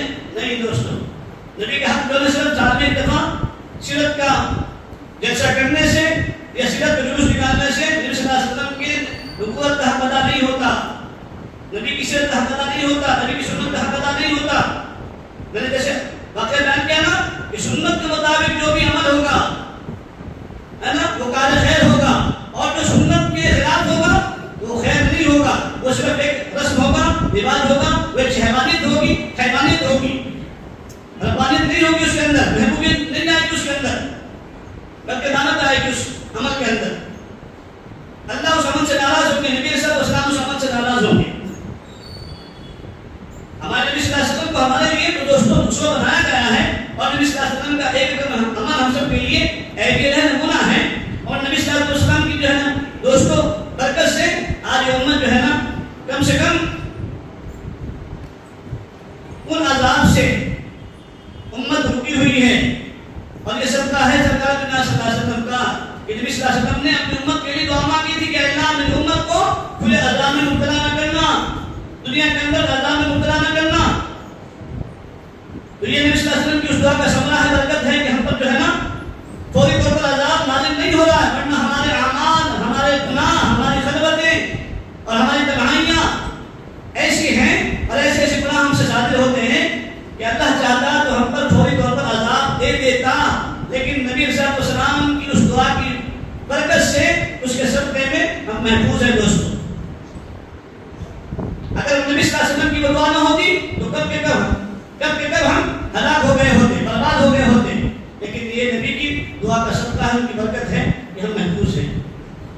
ہم گناہ میں کر لیتے ہیں تو اللہ ہمارے گناہوں پر ستارے کی چادر ڈال دیتے ہیں۔ کیوں؟ اس لیے کہ میرے نبی صلی اللہ علیہ وسلم کا فرمان اور میرے نبی صلی اللہ علیہ وسلم کی دعائیں ہیں اپنی امت کے لیے۔ اور میرے اپنی امت کے لیے حضور نے کیا کیا دوست، کیا مانگا ہے؟ آپ علیہ السلام خطبہ دے رہے ہیں، حسنین آ گئے، حضور صلی اللہ علیہ وسلم نے ان دونوں نمازوں کو آگے بڑھ کر ممبر چھوڑ کر گود میں لیا، اور حضور نے ارشاد بھی فرمایا المال والبنون زینت الحیات الدنیا۔ پھر آگے فرمایا اے اللہ یہ میری آل ہے، یہ میرے نواسے ہیں، یہ میرے محبوب ہیں، جو ان سے محبت کرے گا وہ مجھ سے محبت کرے گا، جو ان سے دوست کرے گا دشمنی کرے گا، وہ مجھ سے دشمنی کرے گا، مجھ سے دشمنی کرے گا۔ یہ بھی فرمایا ایک حدیث میں آتا ہے کہ اللہ کے نبی صلی اللہ علیہ وسلم جا رہے تھے، ایک روز فاطمہ الزہرا رضی اللہ عنہا کے گھر سے گزر رہے تھے، صبح کا وقت تھا، غالباً حسن سوئے ہوئے تھے، اللہ کے نبی صلی اللہ علیہ وسلم نے قریب بجائی اور پوچھا کہاں ہیں وہ دونوں شہید محبت میں، کہاں ہیں وہ دونوں شہید؟ علامہ انور شاہ کشمیری رحمۃ اللہ علیہ اپنی تفسیر میں بخاری کی فرماتے ہیں کہ اللہ کے نبی نے فرمایا کہاں گئے وہ پاجی، پاجی سمجھتے ہیں پاجی، یہ سرداروں کی زبان ہے نا۔ علامہ انور شاہ کشمیری نے پیار میں جملہ لکھا ہے کہ اللہ کے نبی نے فرمایا فاطمہ الزہرا سے کہ کہاں گئے وہ دونوں پاجی، یعنی وہ میرے پیارے نواسے لاڈلے نواسے کہاں گئے؟ فاطمہ الزہرا رضی اللہ تعالیٰ نے فرمایا ابا جی دونوں سو رہے ہیں، حضور نے دونوں کو اٹھایا، جان بوجھ کر اٹھایا نیند میں سے، اور نبی نے دونوں کے ہونٹوں پر اپنے ہے نا رخسار مبارک سے اپنے ہونٹوں سے ان کو بوسہ کیا، اور پھر حضور صلی اللہ علیہ وسلم نے دونوں کو دعائیں دی اور پھر وہاں سے رخصت ہوئے۔ ایسی محبت تھی اپنے نوازوں سے۔ تو یہ تو نبی کی نسبت سے ان کو محبت ہے دوستوں، لیکن ہمارے لیے ہمارے نبی صلی اللہ علیہ وسلم نے کیا فرمایا ہے؟ حدیث ہے نا جب تک کہ میں بخشا نہیں جاؤں گا، میں جنت میں نہیں جاؤں گا، مجھ سے پہلے کوئی نبی جنت میں نہیں جائیں گے، اور جب تک کہ میری امت جنت میں نہیں جائے گی کسی دوسری امت کو جنت میں جانا حرام ہوگا۔ نبی صلی اللہ علیہ وسلم کو اتنا پیار ہے اپنی امت سے، یہ نسبت ہے سرکار دنیا صلی اللہ علیہ وسلم کی دوستوں۔ اگر ان کی نسبت نہ ہوتی تو ہمیں کون پوچھتا ہم کہاں کے، ہمارا کیا شمار؟ ہماری فجر کی نماز نہیں، ضحیٰ کی نماز نہیں، ہماری زندگی میں تلاوت قرآن نہیں، ہماری جو ہے زبانوں پر کبھی اللہ کا نام نہیں، اللہ کا ذکر نہیں، کبھی نبی صلی اللہ علیہ وسلم سے عشق اور محبت میں آ کر رات کی تنہائیوں میں حضور صلی اللہ علیہ وسلم کو درود پاک کا نذرانہ نہیں، لیکن صرف حضور نے نسبت فرما دی ہے کہ میرے امتی ہیں۔ اس کے حدیث کے اندر آتا ہے قیامت کے میدان میں کیا کہا جائے گا؟ اللہ قرآن میں فرمایا وَجَعَلْنَاكُمْ أُمَّةً وَسَطًا لِتَكُونُوا شُهَدَاءَ عَلَى النَّاسِ، اس امت کو تمام امتوں پر گواہ بنا جائے گا۔ حدیث میں آتا ہے قیامت کا جب میدان ہوگا تو ساری امتیں اپنے اپنے نبیوں کی دعوت کا انکار کریں گی کہ نہیں اللہ ہمارے پاس کوئی نبی نہیں آئے. حضرت ابراہیم کی امت، حضرت نوح کی امت، حضرت خلیل کی امت، ابراہیم خلیل کی امت، جتنی بھی امتیں ہوں گی حضور سے پہلے، وہ ساری کی ساری امتیں قیامت میں اللہ کے سامنے انکار کریں گی کہ اے اللہ ہم کو کسی نبی نے امر بالمعروف نہی عن المنکر نہیں کیا، کسی نبی نے ہم کو دعوت نہیں دی ہے. اللہ کہیں گے اچھا آدم نے بھی نہیں، آدم کی امت، آدم صاحب امت کو فرمائیں گے آدم نے بھی اپنی امت کو دعوت نہیں دی، ابراہیم خلیل اللہ نے بھی نہیں، نوح علیہ السلام نے بھی نہیں، موسیٰ علیہ السلام نے بھی نہیں، کسی نے بھی نہیں کی ہے. تو حدیث میں آتا ہے کہ اللہ رب العزت امت محمدیہ کو بلائیں گے، ہے نا، پیش کریں گے کہ بتاؤ تمہارا کیا کہنا ہے. تو یہ امت محمدیہ صلی اللہ علیہ وسلم شہادت دے گی، گواہی دے گی. اللہ کہیں گے اچھا تم تو ان کے بعد میں آئے ہو، اب اگر آپ کی کسی زمین میں مسئلہ چل رہا ہے اور آپ کا بیٹا اس وقت میں تھا ہی نہیں، پودا تھا ہی نہیں، بیٹا تو تھا لیکن پودا تھا ہی نہیں، اور بعد میں پودا آیا ہے لیکن زمین کا مسئلہ پہلے ہو چکا تھا، لیکن اب آپ کا پودا گواہی دے رہا ہے تو آپ کا تعجب ہوگا کہ نہیں ہوگا. تو اللہ کہیں گے کہ تم تو تھے ہی نہیں اس وقت میں جب ان امتوں کا وجود تھا دنیا میں، تو تم تو تھے ہی نہیں، تم تو بعد میں آئے ہو، پھر تم کہاں سے ان کی شہادت دے رہے ہو. تو یہ امت کہے گی، امت محمدیہ صلی اللہ علیہ وسلم، کیا اے اللہ ہم کو ہمارے نبی صلی اللہ علیہ وسلم نے فرمایا ہے اور قرآن میں یہ بات موجود ہے کہ ہر ایک نبی نے اپنی امت کو اللہ کے عذاب سے ڈرایا ہے. ہر ایک نبی نے اپنی امتوں کو عذاب سے ڈرایا ہے اور جنت کی بشارت دی ہے. ہر ایک نبی نے اپنی امتوں کے سامنے امر بالمعروف اور نہی عن المنکر کا فریضہ انجام دیا ہے. تو اللہ تعالیٰ اس امت کی راہ رکھیں گے اور اس امت کی شہادت کو تمام امتوں کے مقابلے میں دوستوں قبول کریں گے. تو اس امت کا درجہ کتنا بڑا ہے دوستوں، لیکن اس کی وجہ سے یہ نسبت ہے سرکار دو جہاں صلی اللہ علیہ وسلم کی، ان کی وجہ سے اللہ پاک نے اس امت کو اتنا بڑا اعزاز، اتنا بڑا تمغہ عطا فرمایا ہے، انعام عطا فرمایا ہے، اتنی بڑی بشارت عطا فرمائی ہے. دوستوں ہمارے نبی صلی اللہ علیہ وسلم کی جب پیدائش ہوئی نا، پیدائش سے پہلے آدم علیہ السلام گئے تھے عرش کرسی پر، عرش کے اوپر جب گئے تو دیکھا کہ وہاں پر لکھا ہوا لا الہ الا اللہ محمد رسول اللہ. آسمان پر گئے تو دیکھا لکھا ہوا ہے لا الہ الا اللہ محمد رسول اللہ. ساتوں آسمان پر وہی چیز لکھی ہوئی. پھر جنت میں گئے تو جنت کے ہر دروازے پر لکھا ہوا لا الہ الا اللہ محمد رسول اللہ. یہاں تک کہ جنت کے ایک درخت کے اوپر لکھا ہوا ہے لا الہ الا اللہ محمد رسول اللہ. صرف درختوں پر ہی نہیں بلکہ جنت کے ایک پتوں پر، درختوں کے علاوہ ایک پتے کے اوپر لکھا ہوا تھا لا الہ الا اللہ محمد رسول اللہ صلی اللہ علیہ وسلم. یہاں تک کہ جنت کی حوروں سے ملاقات ہوئی آدم علیہ السلام کی تو جنت کی حوروں کے پیشانی پر بھی لکھا ہوا تھا لا الہ الا اللہ محمد رسول اللہ صلی اللہ علیہ وسلم. جنت کے فرشتوں کے گلوں پر لکھا ہوا تھا لا الہ الا اللہ محمد رسول اللہ صلی اللہ علیہ وسلم. اللہ تعالیٰ سے پوچھا اے اللہ میں جہاں بھی گیا سب سے پہلا تو نبی میں ہوں، لیکن میں جہاں بھی جا رہا ہوں ہر جگہ پہ دیکھتا ہوں کہ لا الہ الا اللہ محمد رسول اللہ لکھا ہوا ہے. تو آخر کو کون سا نبی ہوگا جو میرے بعد آئے گا؟ حالانکہ پہلے تو میں تھا، میرا تذکرہ ہونا چاہیے تھا، لیکن ہر جگہ پر تذکرہ ہوگا، میرا تو کہیں ہے بھی نہیں ہے. تو اللہ نے کیا کہا حضرت آدم علیہ السلام سے، اے آدم صفی اللہ یاد رکھو وہی ایک ہستی ہے کہ جس کے صدقے میں نے دنیا کو بنائی ہے، تم کو بھی بنایا انہیں کے واسطے بس. اگر وہ نہ ہوتے تو کائنات نہ ہوگی، دنیا نہ ہوگی، دنیا کا وجود نہ ہوتا.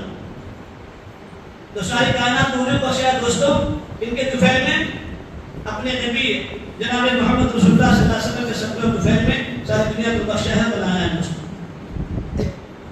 جب پیدائش کا مرحلہ آیا اللہ تعالیٰ نے حضرت جبرائیل سے فرمایا اے جبرائیل جاؤ مدینہ منورہ کے اندر.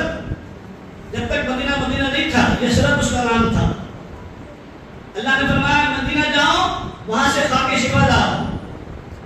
خاک شفا سنا ہے آپ لوگوں نے نام ایک جگہ مخصوص ہے وہاں پر، اس جگہ کا نام خاک شفا سنتی کا. اب تو وہاں حکومت نے بند کر دیا ہے، عبادت آتی ہے. اس لیے کہ ہندوستان کے حاجی اور معتمرین جھوٹے عاشق ہیں نا، تو مٹی بھی لے آتے ہیں وہاں سے اٹھا کر اور کہتے ہیں کہ ہم نبی کے دیوانے ہیں، ہے نا؟ یہاں تک کہ جنت بکری کی مٹی بھی لے آتے ہیں، نہیں لانا کبھی بھی، بھول کے نہیں لانا وہاں کی کوئی چیز بھی، یہ ہمارے اپنے خیالات ہو جائیں گی، محبت اپنی جگہ پر، عشق اپنی جگہ پر، لیکن یہ چونکہ بیت المال ہے اور پھر سرکاری مال ہے، کسی بھی چیز کو لاتے ہو تو گویا کہ یہ امانت میں خیانت ہے اور اس کا وبال بھی بہت بڑا ہو جاتا ہے۔ ایک شخص لائے تھے، میرے علم میں وہ چیز آج بھی موجود ہے، ایک شخص ہمارے پونے کے قریب رہنے والے تھے، وہ مٹی لے آئے تھے، ان کا خود کا کہنا ہے میں نے لے جا کے وہ مٹی واپس کی ہے عمرے کے درمیان میں، وہ لے آئے تھے، وہ کہنے لگ گیا کہ مفتی صاحب جب سے مٹی وہاں سے لایا ہوں میری تو بربادی کے بس نام لکھے گئے آسمانوں کے اوپر، بربادی ہے۔ میں نے کہا کیا ہوا؟ کہا کہ بس وہ مٹی لے آئے تھے وہاں سے جنت البقیع قبرستان سے، میں نے کہا وہاں تو بہت سارے گائیڈ رہتے ہیں، لینے کیسے لے دیا؟ کہا کہ میں نے چھپ کر سے جلدی سے لے لیا اور تھیلی میں ڈال لیا، بعد میں آ کر تھیلی رکھ لیا، یہاں لیا۔ وہ کہنے لگا جب سے لایا ہوں بیوی کا مسئلہ آیا، بچے کا مسئلہ آیا، کاروبار کا مسئلہ آیا، سب ویران ہو گئے۔ اب اس کی تلافی کیا؟ میں نے کہا تلافی ہے کہ اس کو واپس پہنچا دو۔ تو کہنے لگے آپ ہی مجھے نظر آتے ہیں، آپ جو ہے نا دیانتداری کے ساتھ میں میری اس چیز کو واپس پہنچا دیجیے۔ میں نے کہا لے آؤ، لے جا کر واپس وہاں پر ڈال دیا میں نے، وہ بھی ڈرتے میں نے بھی ڈالا، خدا خواہ میں پکڑا گیا تو کیا جواب دوں میں ان کو جو وہاں کے گائیڈ رہتے ہیں؟ ہاں تو دوستوں کبھی بھی ایسا نہیں کرنا چاہیے۔ تو اللہ نے فرشتے جبرائیل سے کہا کہ جاؤ خاک شفا لاؤ، مدینہ منورہ سے لے آئے۔ اب اللہ نے کہا کہ جاؤ جبرائیل جنت میں جاؤ، جنت سے مشک لاؤ، لے آئے۔ پھر کہا جاؤ زعفران لاؤ، لے آئے۔ پھر کہا کہ جاؤ وہاں سے سنبل لاؤ، لے آئے۔ پھر کہا کہ جاؤ اب جنت کی نہروں میں جاؤ۔ 3 نہروں کا تذکرہ فرمانا ہے، رحیق، مختوم اور سلسبیل، تینوں کو پانی لے آؤ۔ تینوں کا تذکرہ اور کہجر کا تذکرہ قرآن میں موجود ہے، مشک کا بھی، زعفران کا بھی اور سلسبیل کا بھی اور خاک شفا کا بھی، سب کا تذکرہ قرآن کریم میں ہے۔ جبرائیل لے آئے، جبرائیل نے سوال کیا، پوچھا باری تعالیٰ آپ اس سے کیا بنائیں گے؟ آپ اس سے کیا بنائیں گے؟ یہاں پہلے لے کر تو آؤ۔ پھر سوال کیا یا رسول اللہ، اے باری تعالیٰ ایک ہی مرتبہ میں آپ حکم فرما دیتے میں سب لے آتا، جنت کی زعفران بھی، جنت کا مشک بھی، جنت کی سنبل بھی اور تینوں نہروں کا پانی بھی لے آتا ایک ہی مرتبہ۔ آپ نے بار بار کہا یہ لاؤ وہ لاؤ وہ لاؤ۔ اللہ نے کیا کہا؟ اے جبرائیل اگر میں ایک ہی مرتبہ میں کہہ دیتا سب چیزیں لے آؤ تو پھر میرے نبی کا مقام تمہیں کہاں سے معلوم ہوتا؟ میرے نبی صلی اللہ علیہ وسلم کا درجہ تمہیں کیسے معلوم ہوتا؟ سب لے آئے، لانے کے بعد میں فرمایا، پوچھا ہے جبرائیل نے عدم سے اللہ کے سامنے، اللہ نے فرمایا اب اس خاک شفا سے میرے نبی صلی اللہ علیہ وسلم کا جسے اثر بنے گا، خاک شفا سے نبی صلی اللہ علیہ وسلم کا جسم میں اثر بنے گا، مشک سے کیا بنے گا؟ اللہ اکبر، کیا فرمایا اللہ نے؟ اس مشک سے، جنت کی اس مشک سے میرے نبی صلی اللہ علیہ وسلم کی کیا بنیں گی؟ یہ جو رگیں ہیں نا یہ رگیں بنیں گی۔ زعفران سے کیا بنے گا؟ اللہ نے کہا اے جبرائیل اس زعفران سے میں اپنے نبی صلی اللہ علیہ وسلم کے جسم کی ہڈیوں کو بناؤں گا، لوگ دیکھیں گے، دیکھنے والے کو بظاہر نظر آئے گا کہ یہ ہڈیاں ہیں لیکن ہڈیاں نہیں ہوں گی، جسم جنت کی زعفران ہوگی، رگوں میں جو خون دوڑتا وہ نظر آئے گا، لوگوں کو سمجھ میں آئے گی کہ خون ہے بظاہر لیکن خون نہیں ہوگا بلکہ جنت کی مشک نظر آئے گی۔ سنبل لاؤ، سنبل سے کیا بنے گا؟ اللہ نے فرمایا اے جبرائیل دیکھنے والے کو لگے گا کہ یہ داڑھی کے کیا ہے؟ بال ہیں، یہ سر کے بال ہیں، حالانکہ وہ بال مبارک نہیں ہوگا، یہ جنت کی سنبل ہوگی، جنت کی گھاس سے، جنت کی سنبل سے نبی علیہ السلام کی داڑھی مبارک کے بعد اللہ تعالیٰ نے تیار کروائے ہیں اور یہ سر مبارک کے بعد تیار کروائے اللہ تعالیٰ نے۔ تو اللہ نے فرمایا اے جبرائیل دیکھنے والے کو نظر آئے گا کہ بظاہر یہ بال ہیں لیکن بال نہیں ہوں گے بلکہ جنت کی سنبل ہوگی، جنت کا یہ پودا ہوگا، جنت کی گھاس ہوگی جس سے میں اپنے نبی صلی اللہ علیہ وسلم کے جسم کے داڑھی بنواؤں گا اور سروں کے بال بنواؤں گا۔ پھر پوچھا یہ 3 چیزوں سے کیا بنے گا؟ اللہ نے فرمایا اے جبرائیل علیہ السلام میرے نبی صلی اللہ علیہ وسلم کے جسم اطہر سے منہ مبارک سے جو دھوپ نکلے گا، میرے نبی صلی اللہ علیہ وسلم کے جسم اطہر سے جو پسینہ نکلے گا، یہ بظاہر پسینہ نظر آئے گا لیکن پسینہ نہیں ہوگا، بلکہ جنت کی تین نہروں کا پانی ہوگا، تین نہروں کا پانی ہوگا، ان پانیوں سے آپ صلی اللہ علیہ وسلم کے جسم اطہر کا وہ پسینہ بنائیں دوستو۔ یہ نبی صلی اللہ علیہ وسلم کی فضیلت ہے وہ بھی بشر، لیکن بشر میں فرق ہے۔ باپ جاہل ہے، بیٹا کیا ہے، CEO بن گیا، بیٹا انجینئر بن گیا، بیٹا ڈاکٹر بن گیا، فرق ہوتا ہے نا دوستو، فرق بناتے ہیں۔ ایسے اللہ نے فرمایا نبی جی آپ کی انسانی ہو، وہ نور نہیں ہے۔ ہمارا عقیدہ یہ ہے قُلْ إِنَّمَا أَنَا بَشَرٌ مِثْلُكُمْ يُوحَىٰ إِلَيَّ أَنَّمَا إِلَٰهُكُمْ إِلَٰهٌ وَاحِدٌ، کہ نبی جی آپ کہہ دو کہ میں بھی تمہارے ایک ایسا بشر ہوں، فرق یہ ہے کہ مجھ پر وحی نازل ہوتی ہے، تم پر وحی نازل نہیں ہوتی۔ جو انسان اللہ والے بندے ہوتے ہیں ان پر الہام ہوتا ہے، کشف ہوتا ہے، فرق مراتب ہو جاتے ہیں، باپ بیٹے میں، میاں بیوی میں۔ بیوی کو خواب نہیں آتا اور شوہر کو خواب آ رہا ہے، شوہر کی کرامات ظاہر ہو رہی ہے، شوہر جو ولادت کے اعلیٰ درجے پر پہنچ چکا ہے، کبھی کبھار بیوی پہنچ چکی ہوتی ہے اعلیٰ درجے پر، تو یہ فرق مراتب ہے نا، لیکن وہ بھی انسانی انسان۔ عقیدہ ہمیں یہی رکھنا چاہیے دوستو۔ اللہ نے دیکھو بیوی دیا، اللہ نے منتخب کیا، بچے دیے اللہ نے منتخب کیا، ساتھی دیے اللہ نے اپنے نبی کو اللہ نے منتخب کیا۔ یہ کسی انسان کا بھی مجھ سے کہہ رہے تھے نا کہ ہمارے رشتہ دار میں چیز نہیں، رشتہ داری کا بھی انتخاب اللہ کی طرف سے ہوتا ہے۔ یہ تو ہماری اور آپ کی بات ہے، لیکن وہ تو محبوب دو جہاں صلی اللہ علیہ وسلم تھے نا، اللہ کے محبوب تھے، عاشق تھے، وہ تو حبیب تھے، خلیل نہیں تھے۔ تو سب چیز کا انتخاب اللہ تعالیٰ نے اپنی طرف سے کیا ہے اپنے نبی کے لیے۔ جس زمین پر جس مقدس شہر میں پیدائش ہوئی اس زمین کا انتخاب بھی اللہ ہی نے کیا ہے اپنے نبی صلی اللہ علیہ وسلم کے لیے، وفات کا بھی اور پیدائش کا بھی، دونوں کا انتخاب اللہ تعالیٰ نے اپنی طرف سے اپنے نبی صلی اللہ علیہ وسلم کے لیے انتخاب کیا ہے دوستوں۔ نبی صلی اللہ علیہ وسلم کے صحابہ کے لیے، ساتھیوں کے لیے بھی انتخاب اللہ تعالیٰ نے کیا ہے، بیویوں کے لیے انتخاب اللہ تعالیٰ نے کیا، بیٹوں کے لیے، اولادوں کے لیے انتخاب اللہ تعالیٰ نے کیا ہے،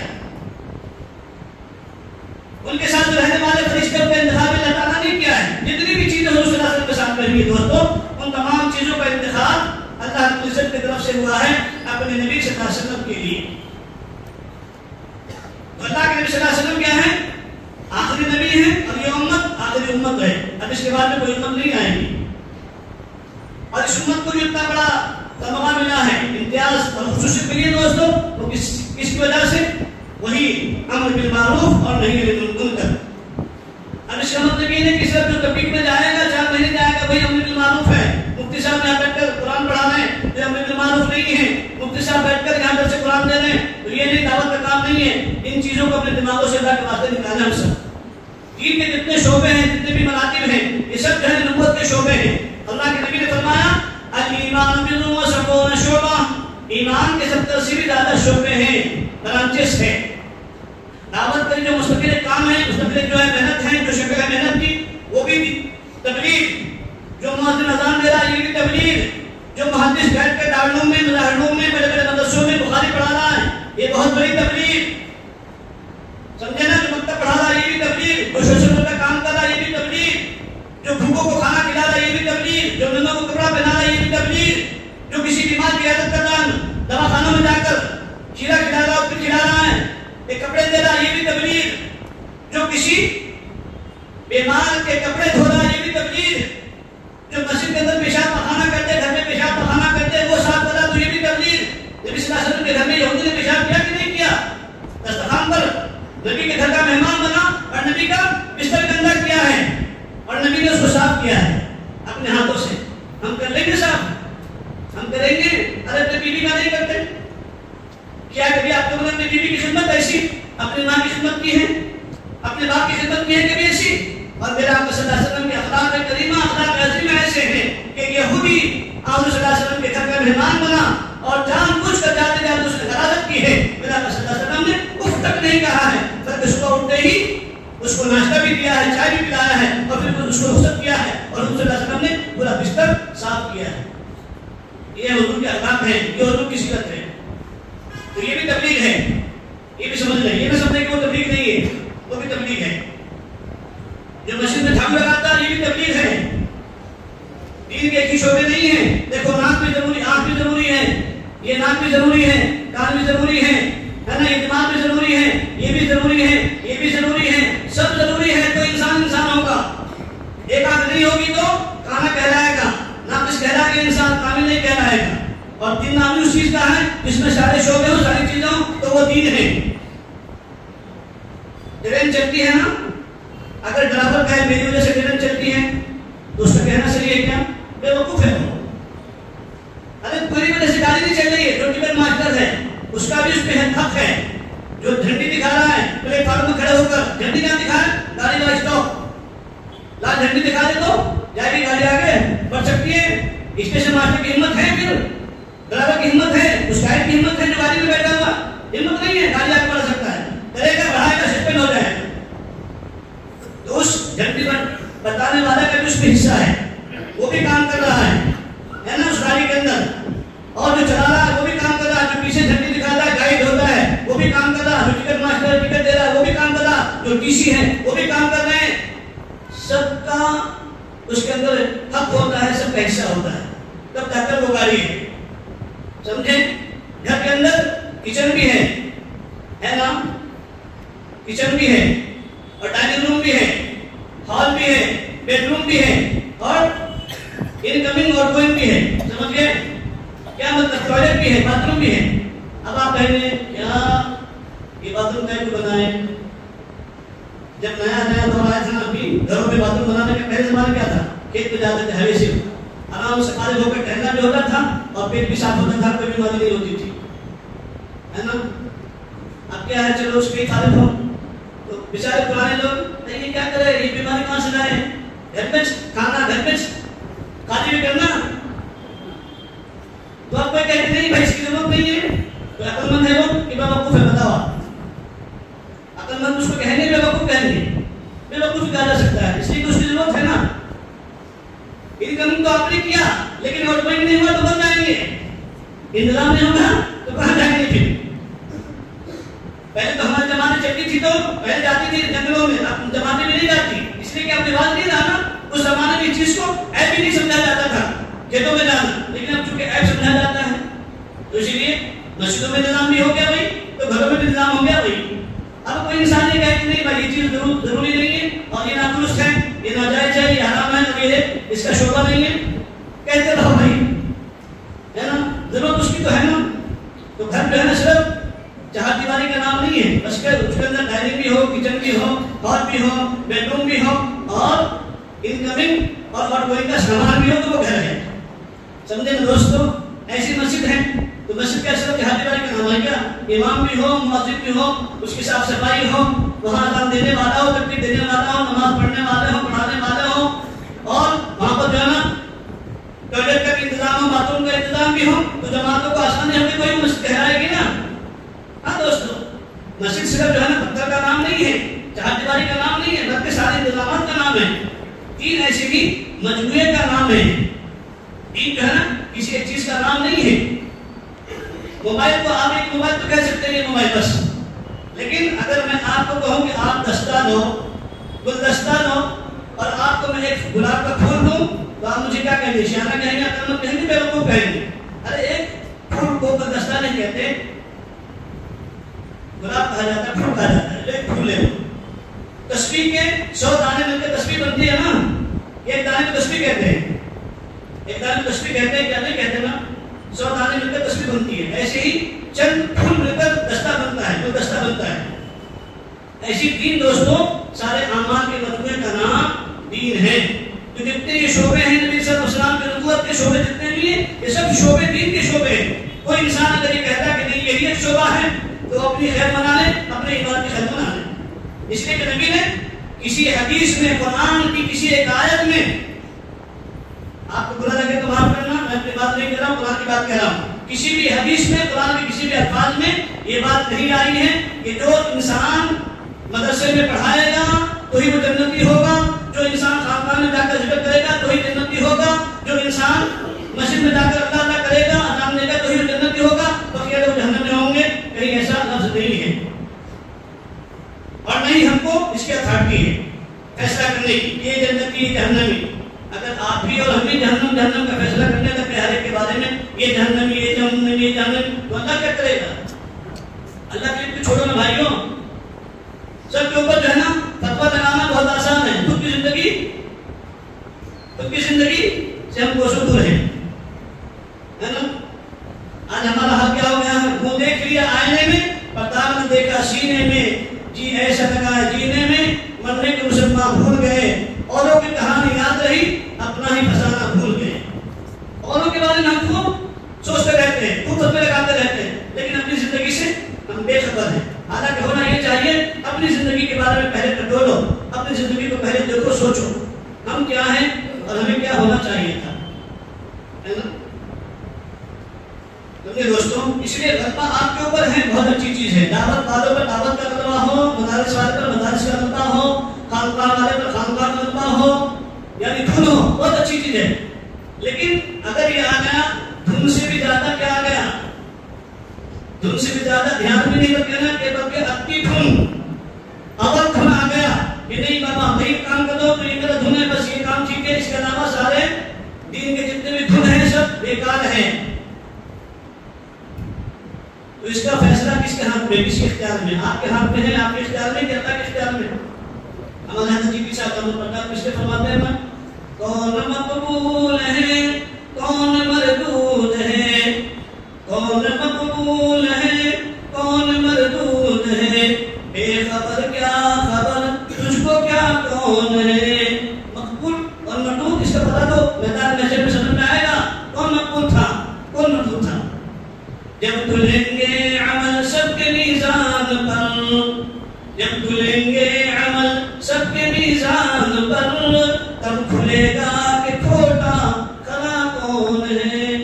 یہ ہم دنیا میں اپنا کو اچھے کہتے رہیں گے اور سب پر فتوا لگاتے رہیں گے، انگلیاں اٹھاتے رہیں گے، دیکھو ایک انگلی ادھر ہے، چار انگلی کدھر ہے؟ اپنی طرف ہے۔ یہ چار انگلی کا اشارہ اپنی طرف ہوتا ہے کہ بندے اپنے آپ کو تو سوچ پہلے تو کیا ہے۔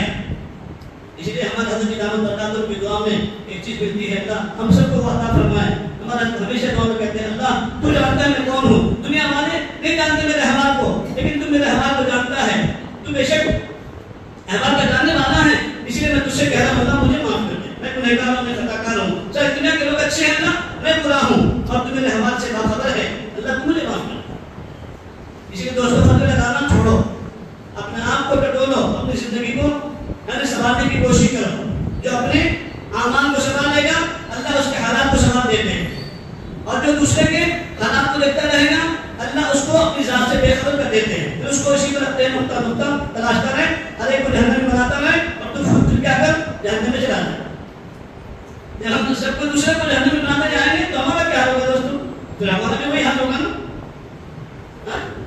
ہم کو کہاں جو ہے ایسے کریکٹر آ گئے، رشتہ آ گئے، اور کہاں سے ہم کو سرٹیفکیٹ ملا ہوا ہے، جن کو سرٹیفکیٹ ملا ہوا تھا صحابہ کرام رضوان اللہ علیہم تو وہ تو زندگی کو دھوتے رہے، رکھتے رہے، پھر ملاتے رہے اور یہ کہتے رہے اللہ میری نماز قبول ہوگی کہ نہیں ہوگی، نماز پڑھی لیکن اللہ قبول کرے گا جب نہ مسئلہ حل ہوگا، اللہ میں نے یہ عمل کیا قبول ہوگا تو اللہ تیرا کمال ہو قبول کر لیا، تو اگر تم نے قبول مان لیا تو ہم بڑا برباد ہو جائیں گے، ہم ہلاک ہو جائیں گے۔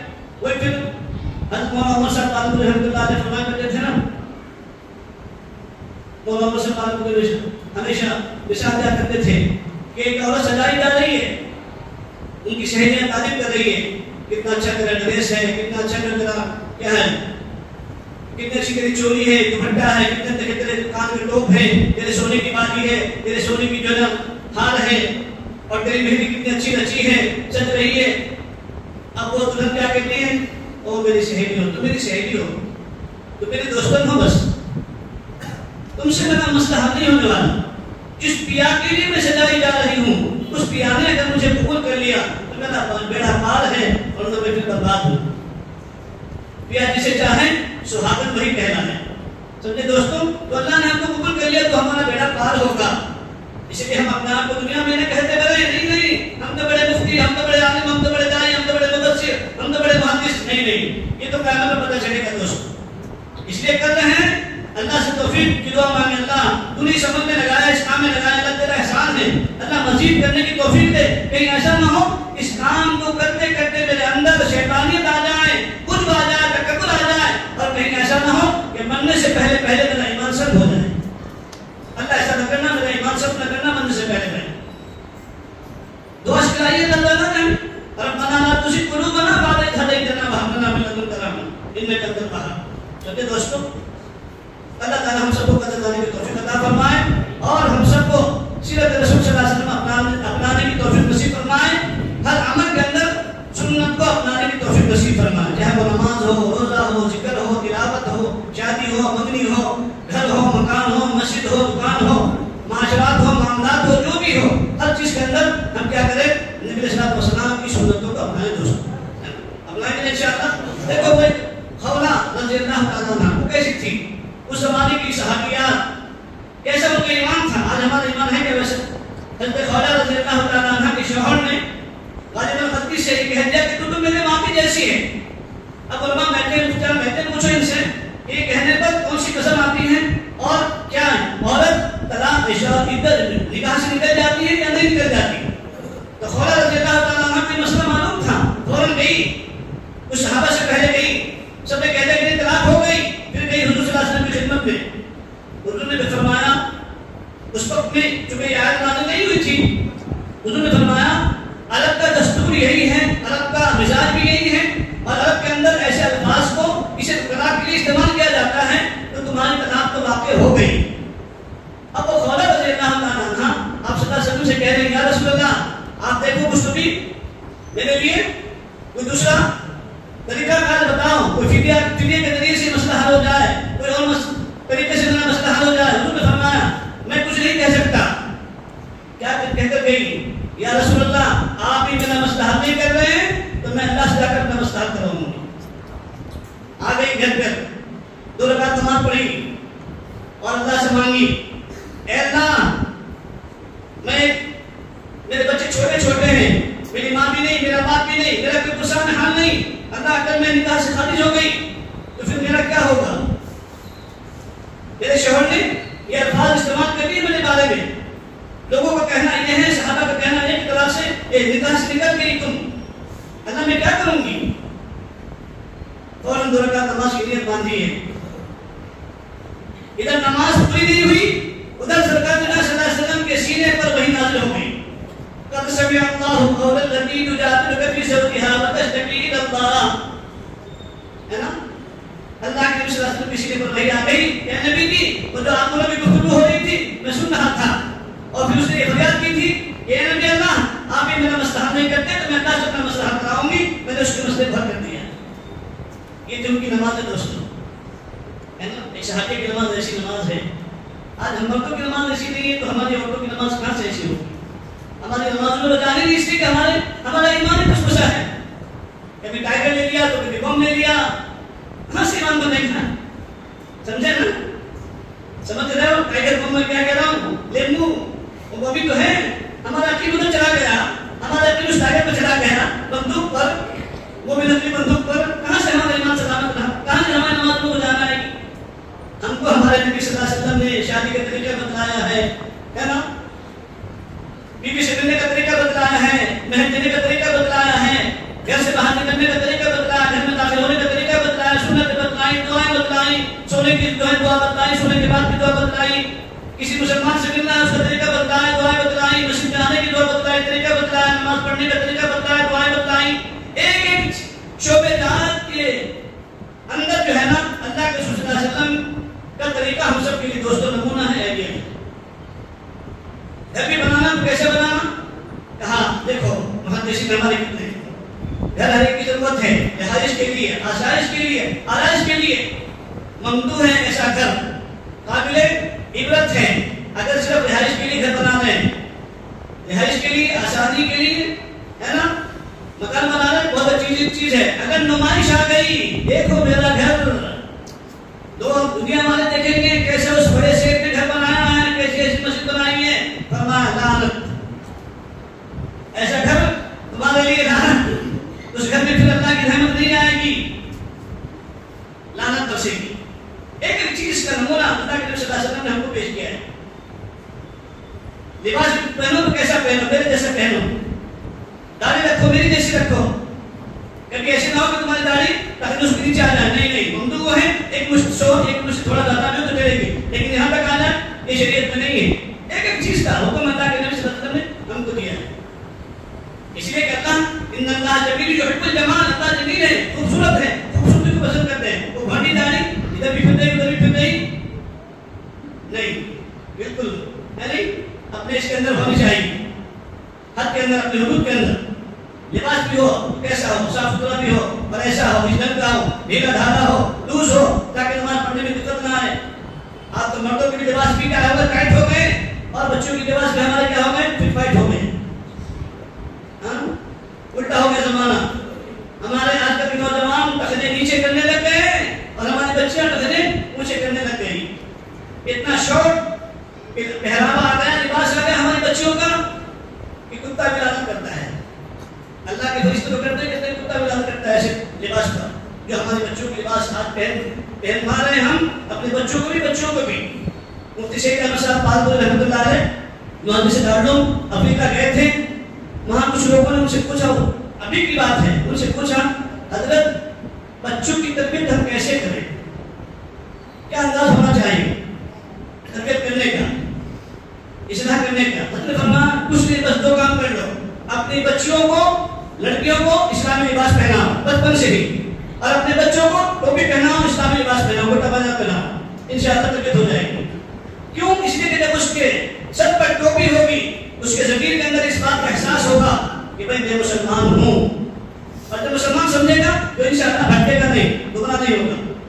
جب مسلم بچوں کی لباس کے اندر مخنی ہوگی اور شرعی لباس ہوگا، بچی بھی سمجھے گی نہیں میں مسلمان ہوں، میرا کلچر، میرا ہے نا، میری تہذیب، میرا تمدن، میرا ڈریس، میرا یونیفارم یہی ہے، میں مسلمان ہوں. اس لیے کہ میرے سب کے بات ہو جائیں گے، اللہ کی لعنت پڑ جائے گی.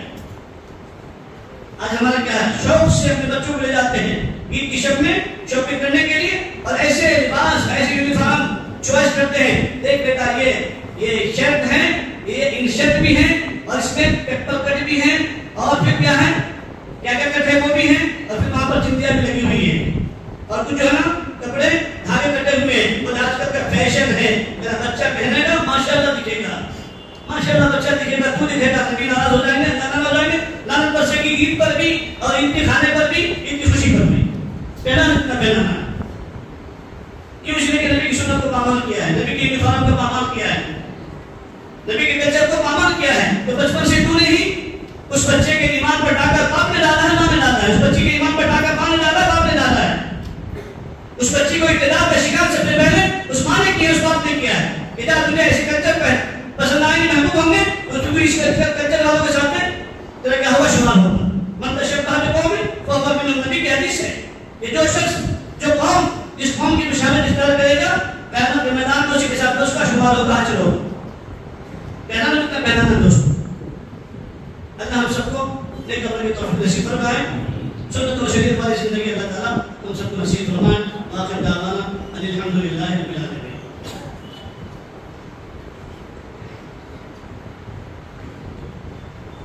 الحمدللہ.